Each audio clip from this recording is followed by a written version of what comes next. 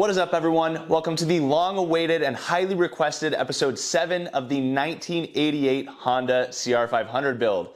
I know it's been a minute, but I have been hard at work. These things just take time. Actually, right next to me is a huge sneak peek of episode 8.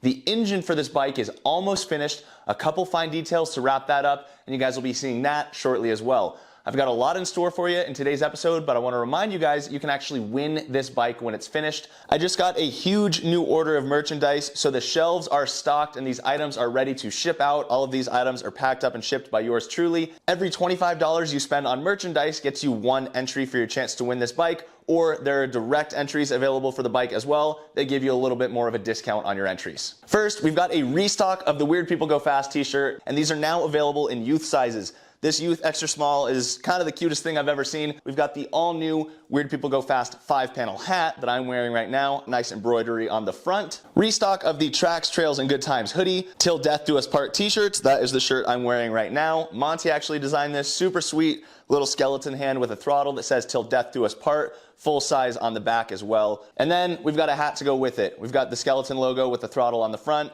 with Till Death Do Us Part on the side. Still have a handful of 3 Bikes, 1 Bear hoodies in stock, inspired by an RM125 edit we did a couple years ago. Also a super comfortable hoodie. I've got just a couple KP Signature 5-panel hats left, along with a restock of the Signature Fender Boys t-shirt, also available in youth sizes. We've also added transfer sheet packs to the website. These iron right onto your jersey. We've been durability testing them and have had no issues so far. They actually work really, really well. So an order of these also gets you an entry to win. And same thing with the sticker pack. If you want some sweet stickers to slap around, these will also get you an entry to win the 500. And finally, black and white Fender Boys hats are available to order on the website. They will be back in stock in a couple weeks and will ship as soon as they're available. Opening up a merch shop and learning about all of the logistics that go along with it has been a huge learning experience, but honestly, this was inspired after the CR250 build. That build was direct entries only, and I wrapped that project up wishing that all of the people who didn't win won something.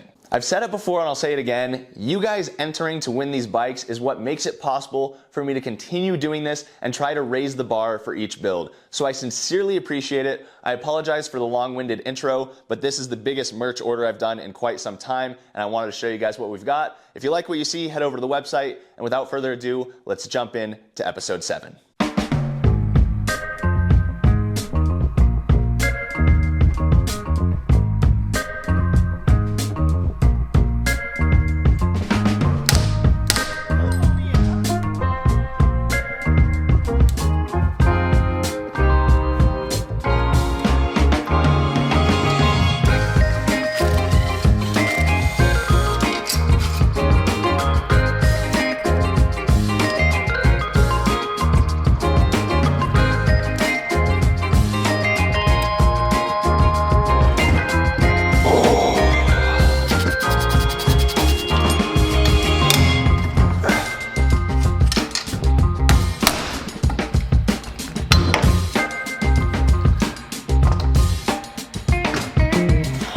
I can't get this bolt out because it's the swing arm, so I think this linkage has to be removed and installed as an assembly. I'll probably forget that when it's time to put it back together.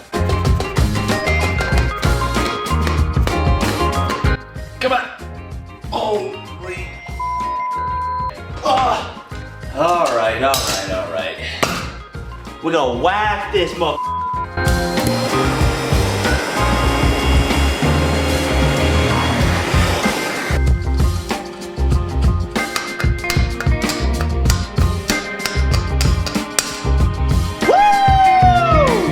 I'll be honest, I've seen way worse bolts on way newer bikes. That wasn't too bad.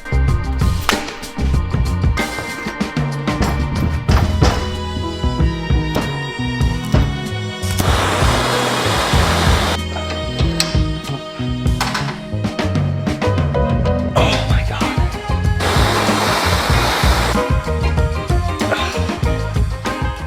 So this is one of those examples where when things aren't moving the way you think they should, stop and assess the situation.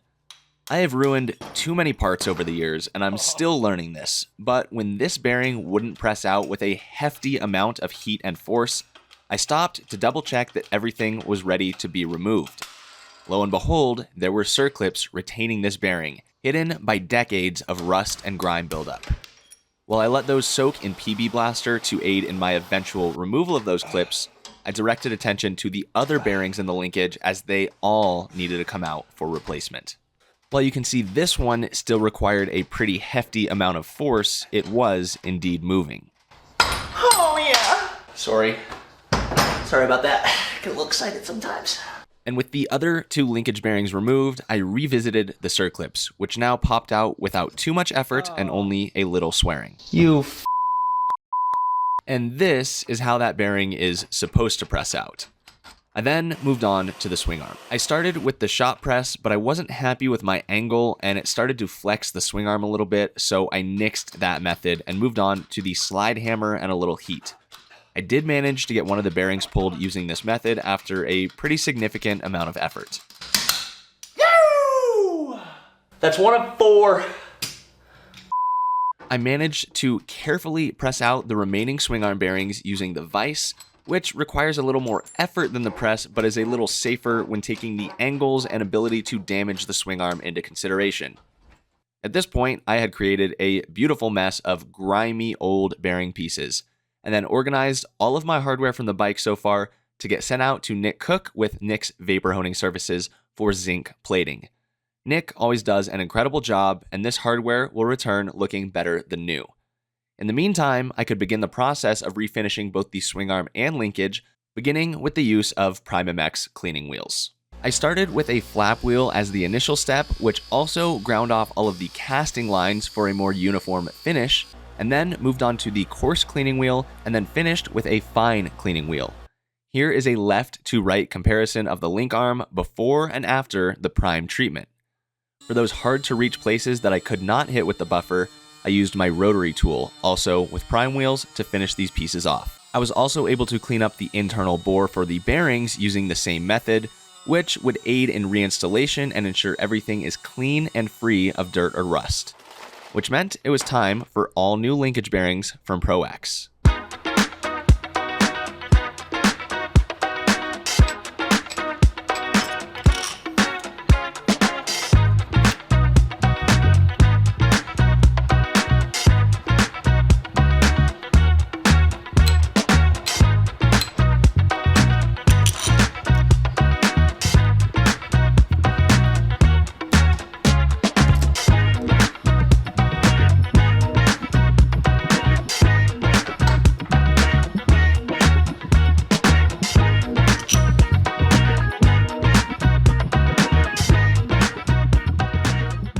With the linkage completely finished and looking incredible, it was time to tackle the more difficult item, the swing arm.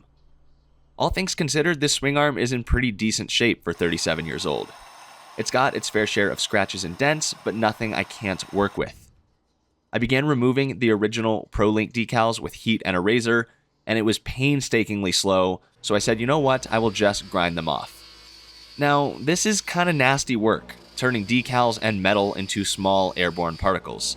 It is super, super important when doing this stuff to wear a respirator if you're intending to try anything like this at home.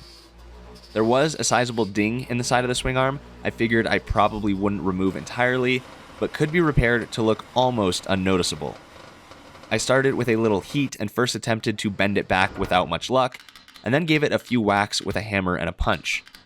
While it made the metal a little more narrow, it did indeed pop it out a bit as well, far enough that I knew it would clean up pretty nicely with prime wheels. The final components to remove before heading to the blast cabinet were these steel spacers for the rear wheel. A couple damaged heads and broken bolts made this tricky, but with some persistence, they were removed and the threads were repaired. Now I opted to blast this swing arm as I chose to Cerakote it Glacier Silver.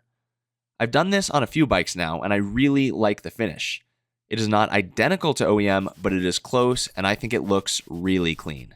Due to size constraints with my oven, I can't really use an oven cure Cerakote coating for this swing arm. This is a Cerakote C-Series coating, which is still incredibly durable and cures simply via air. While waiting for the swing arm to cure, I moved on to the chain guide. This thing was absolutely beat, but they're not real easy to find for this bike. Thus, I took on the challenge of trying to revive it with prime wheels, and man, are these things impressive. For such a completely chewed up part, I am really proud of how nicely this turned out. This is obviously a new plastic chain block, and as I was installing it, I decided I didn't like the white. I dyed it using RIT Dye More on the stove, and it came out a beautiful black along with the brake line guides. With the swing arm fully cured, I could install new bearings once again for Pro X, followed by the installation of the brake line guides and the chain guide. My Bolt Hardware Pro Pack continually came in handy as it had the hardware I needed to make this swing arm look totally refreshed.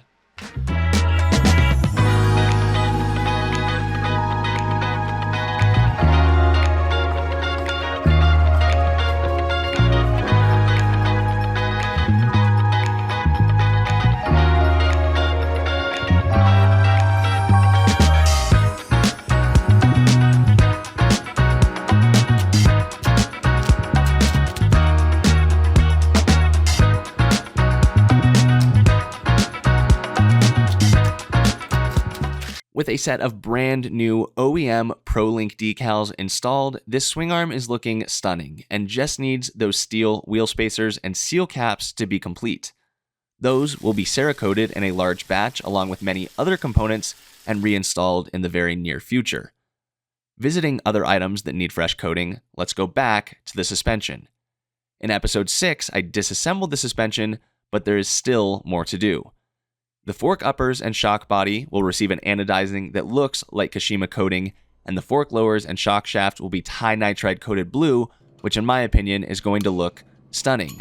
Precision Works will be completing all of this work for me, but first they need prep. The fork uppers have some imperfections and chips from abuse over the years. Reminder, these forks are from a 2006 CR500 and this bike will be getting a complete front end overhaul. Where did I get a set of 06 CR500 forks, you might ask? Where I find the majority of my used parts, MX Locker. MX Locker is the marketplace for power sports and has an enormous assortment of new and used parts and gear. Whether you are looking for a specific part for a build you're working on, need a fresh set of boots, or really any other dirt bike related items, MX Locker is an awesome platform that continues to grow and improve. I've been fortunate to have MX Locker as a part of my program here, and you can save $10 over on MX Locker using the code KP10. Head over to their website or download the app from the App Store and join the community today. Thank you to MX Locker for their continued support of the channel. Now, I spent hours at the buffer completely stripping the stock anodizing off of those fork uppers and buffing out any and all imperfections. The shock body received the same treatment, and I boxed all of these components up and shipped them out to Precision Works, where they will return looking unrecognizable. With those shipped off, I still wasn't done. The fork caps have some wear from over the years, and that is not going to fly for the caliber I'm aiming for on this build. I began disassembling the internals of the forks as I went into Cerakote this top cap. It needs to be fully disassembled as there is no way to ensure blast media stays out of places it shouldn't be without a complete disassembly. I've actually never disassembled these two pieces on a set of Showas and wasn't sure how it was done. Mikey at Deja Moto was kind enough to let me use his shop space and a couple of his specialty tools to finish this task. With those components disassembled, they joined the to be Cerakoted list, where I will be coating only the very upper portion and leaving the stock anodizing everywhere else. This is purely a cosmetic fix. While I was at Mikey's shop, he said, "You know what? You're only a half hour away from replacing the cartridge seals too," so he aided me with instructions in replacing the cartridge seals, which went fairly smoothly. And he explained a few interesting concepts along the way. Still a long way to go, but the suspension for this CR500 is going to be dialed. And with that, once again in episode 6, I built this sexy set of wheels, but was missing one key item I was waiting on: the Dirt Tricks rear sprocket. You guys voted almost unanimously to go with black as the colorway, so that is the route we took. Shout out Dirt Tricks, best sprockets in the game. They have a great warranty you are unlikely to need and are made in the USA. We went with the custom KP laser etching on here as it's a little signature for the build, and I installed a new rear rotor as well. These rotor bolts are special and didn't match exactly in the Bolt hardware kit, but I found a set online and this rear wheel is now 100% complete. So while there is still a very long to-do list ahead, I want to take a moment to appreciate how far so many of these parts have come from what they looked like when I picked this bike up back in January. Fresh seat foam and seat cover, 20 plus hours into bringing this crusty old fuel tank back to life, absolutely beautiful front wheel to pair with an equally gorgeous rear, another look at that swing arm I just refinished along with the linkage. Got a brand new Pro Circuit 304 silencer. And once again, the motor is getting close. I'll go in depth in the next video showing you the entire build process and actually finishing that thing. And all this before my 300 even has bars again after my big ol' crash at Silver Kings. We're all right. We're good. Oh, we're not good. So there's no shortage of things left to do, but I'm feeling very proud of how this thing is coming along, and I do believe this 500 is going to be absolutely stunning and arguably my best build yet. I hope you guys have enjoyed this episode. I am hard at work to keep progress on this build moving forward. Once again, if you would like to get yourself some fresh merch or direct entries, head over to my website. Link is on screen and down in the description below. Thank you guys so much as always for watching. Appreciate each and every one of you, and I'll see you guys soon with another episode.